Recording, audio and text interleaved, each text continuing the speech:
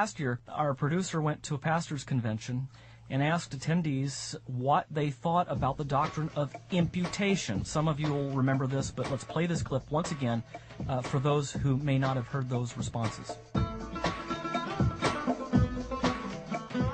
How important to your ministry is the doctrine of imputation?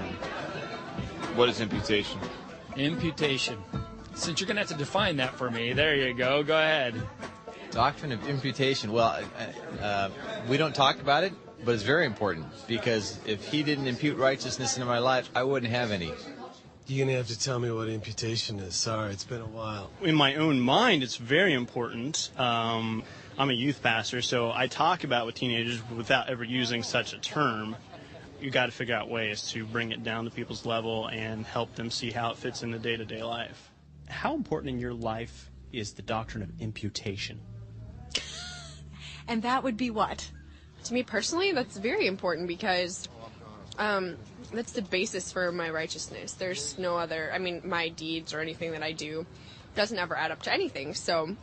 I don't think it's important necessarily to articulate the doctrine, but I think using it and it's sort of like the foundation on a house. People come in and look around and say, nice house. If you don't have that foundation, it's troubling. How important to your ministry is a doctrine such as imputation? Not very.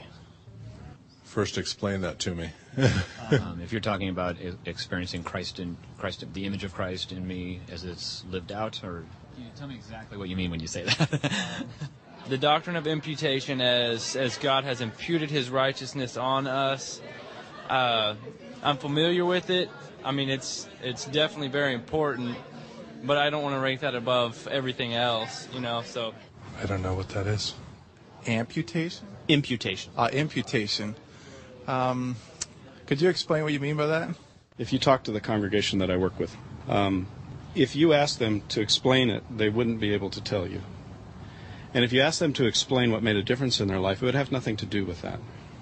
They're not going to remember anything about doctrine. They're not going to remember anything about apologetics. In fact, unless it's an educationally advanced crowd, they're going to shut off as soon as you start. When I look at a person and I'm concerned about their status as a Christian, what I'm looking for is life.